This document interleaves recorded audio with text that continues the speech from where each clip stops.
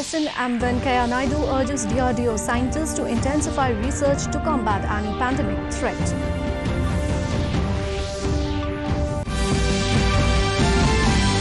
Assam Chief Minister Himanta Biswa Sharma stresses all-round uplift of tea tribes mandated by the Constitution.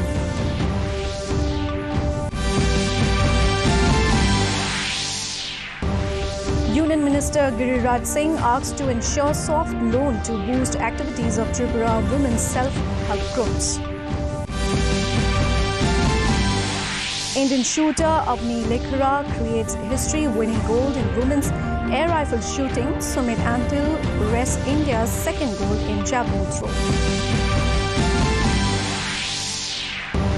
And Meghalaya school students all set to enter classrooms with strict COVID protocols in place from September 1st. Good evening and welcome to this edition of Northeast News. This is Saraswati Singha and now the stories in details. Vice President M. Venkaiah Naidu has asked the scientists of DRDO to intensify research to combat any pandemic threat in the future. Interacting with 25 scientists and technicians from Defence Institute of Physiology and Allied Sciences at Uprashtrapati Niwas in New Delhi today, Mr. Naidu lauded the role of DRDO labs in treatment and management of COVID-19. He said that the pandemic has triggered unprecedented health crisis and severely impacted lives and livelihoods across the world. On the occasion, DRDO Chairman Dr. G. Satish Reddy briefed the Vice President about various products and equipment developed indigenously by DRDO labs for treatment and management of COVID-19. Mr. Reddy expressed his gratitude to the Vice President for inviting the scientists and technicians and sharing his thoughts with them.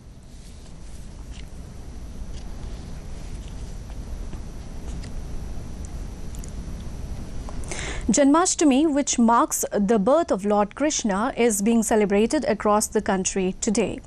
Devotees throng temples to offer prayers to Lord Krishna. Mathura and Vrindavan in Uttar Pradesh are fully geared to celebrate the birth of Lord Krishna. Thousands of temples including Banke Bihari Temple, Prem Mandir, ISKCON Temple and Sri Krishna Janmabhoomi Temple have been tastefully decorated in Mathura, the birthplace of Lord Krishna. President Ramnath Kovind has greeted all fellow citizens on the occasion of Janmashtami. In a message, the President said Janmashtami is a festival to dedicate ourselves to the life and teachings of Lord Krishna. He said this festival is also an occasion to spread the message of Lord Krishna that emphasized the virtue of righteousness, truthfulness and more on duty than reward. Prime Minister Narendra Modi today also greeted people on the occasion of Janmashtami. The Prime Minister said when the people of the world pay heed to Indian spiritual systems and philosophy today, then we also have a responsibility to carry forward these great traditions. Asserting that the situation in Afghanistan is raising new questions from the security point of view, Defence Minister Rajnath Singh said India is constantly monitoring the situation. Along with the security of Indians, the government also wants to ensure that anti-national forces cannot encourage cross-border terrorism by taking advantage of the situation, the Defence Minister added.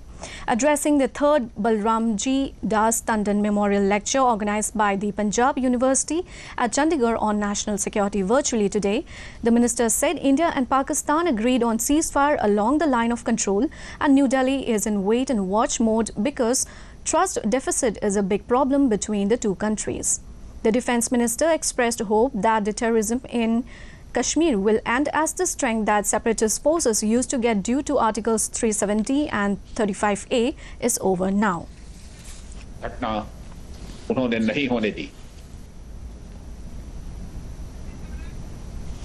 In an interactive session with representatives, Assam Chief Minister Himanta Biswa Sharma stressed on all-round development of tea tribes mandated by the Constitution. At least 200 tea tribe representatives joined the session Amader Monir Kotha held at the Assam Administrative Staff College. Union Ministers Rameshwar Teli and Member of Parliament Pallav Lochan Das also participated. Senior Assam Ministers Atul Bora, Chandramohan Patwari, Keshav Mahanta also joined the discussions.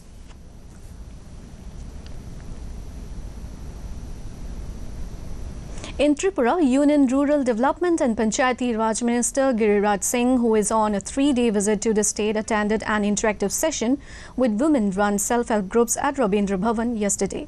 Chief Minister Biplab Kumar Dev and Deputy Chief Minister Jishnu Dev Verma were also present in the program. Self-help group representatives from across the state joined the session and highlighted their works on attaining self-sufficiency. Most of the representatives urged the Union Minister to ensure soft loan to boost the activities of self-help groups. The Union Minister handed over a cheque on loan sanction of 35 crore rupees to the self-help groups. Giriraj Singh is slated to hold a press conference later at the State Guest House. Indian shooter Avni Lekhara created history by winning the gold medal in the women's 10-meter air rifle shooting event at the Tokyo Paralympics today. India also clinched its second gold medal when Sumit Antil set a new world record in the men's javelin throw. 19-year-old Avni became the first woman from India to win a Paralympics gold medal. Avni finished with a Paralympic record and in process equaled the world record with 249.6 points. With the best throw of 68.85 meters, Sumit Antil took India's medal count to 7. Yogesh Katunia clinched silver medal in men's discus throw after registering his season best attempt of 44.38 meter. While Devendra Jhajaria won silver medal, Sundar Singh Gurjar bagged bronze in the men's javelin throw. Devendra Jhajaria grabbed silver with a personal best throw of 64.35.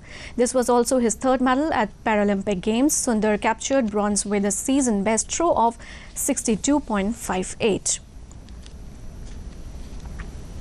Over 63 crore 43 lakh anti-COVID vaccine doses have been administered in the country so far under the nationwide vaccination drive.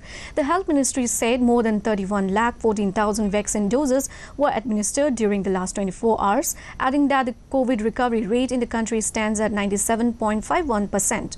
Over 34,000 patients recovered during the last 24 hours.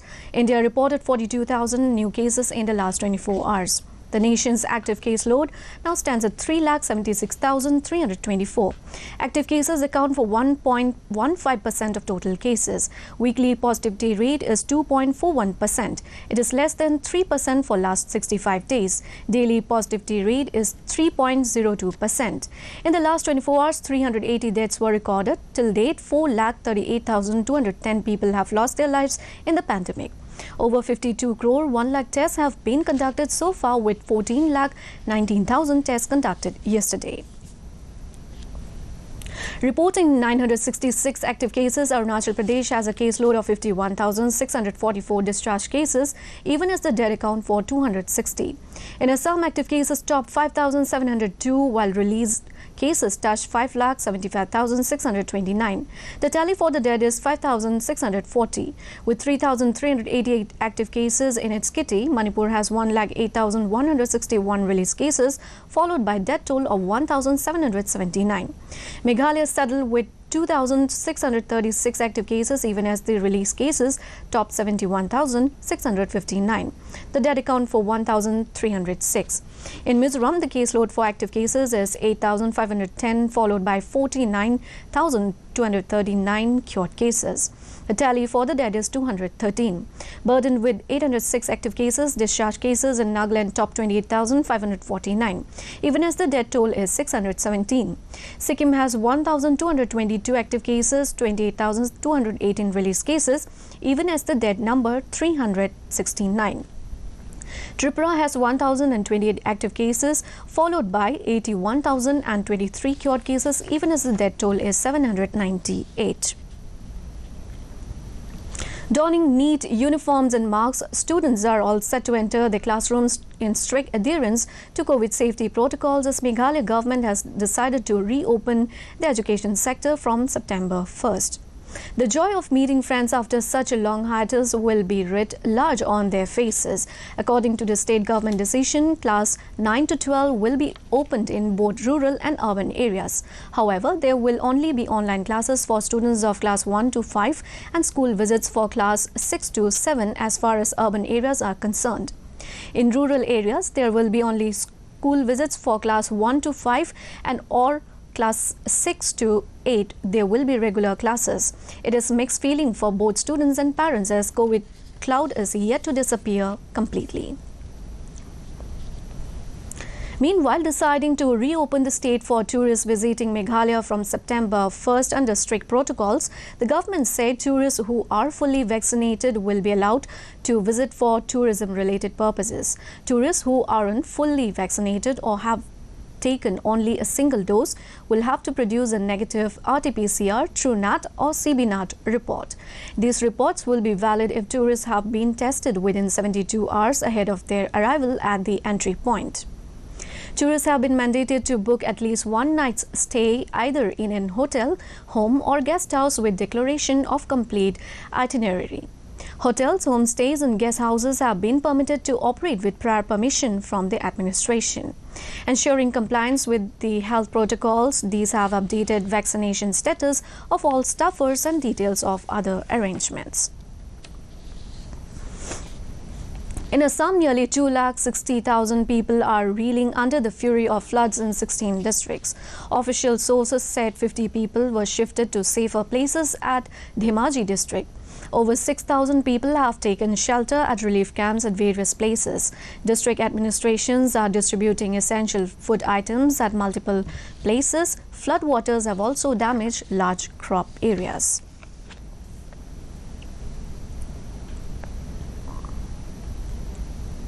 Sikkim Chief Minister Prem Singh Tamang has said Sikkim will have its own archery academy in the near future. The name of the academy will be Tarun Deep Rai Archery Academy, Sikkim, he added. Speaking as the chief guest in celebrating National Sports Day on Sunday, Tamang said he has directed the Sports and Youth Affairs Department to immediately start the preliminary work in consultation with Tarun Deep Rai himself. The institute would give birth to many more Olympians in the future. While stating the ace archer, a three-time Olympian and hero of numerous feats, the Chief Minister also featured Sandhya Gurung, who has had a long career in boxing. She is presently the personal coach of national boxer Lovelina Borgohain of Assam, who bagged the bronze medal in the recently held Tokyo Olympics. The Chief Minister presented a certificate of appreciation and a cash award of 5 lakh rupees to Tarun Deep Rai. Sandhya Gurung was also given a certificate of appreciation and a cash award of 3 lakh rupees. The Union Ministry of Finance has further extended the deadlines for e-filing of various forms that come under the Income Tax Act 1961 after taxpayers reported difficulties in filing these forms online. In a statement, the ministry said the application for registration or intimation or approval required to be filed on or before June 30th has been extended from August 31st to March 31st, 2022. The ministry added that uploading declarations received from recipients during the quarter ending of June 30th, 2021 has been extended from August 31st to November 30th. For quarter ending September 30, it has been extended till December 31st. And to end the news, the main points once again. Vice President M. Venkaiah Naidu urges DRDO scientists to intensify research to combat any pandemic threat. Assam Chief Minister Himanta Biswa Sharma stresses all-round uplift of tea tribes mandated by the Constitution.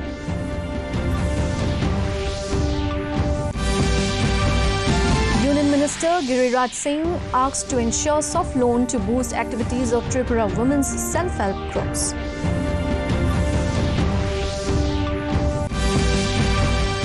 Indian shooter Avni Lekhara creates history-winning gold in women's air rifle shooting.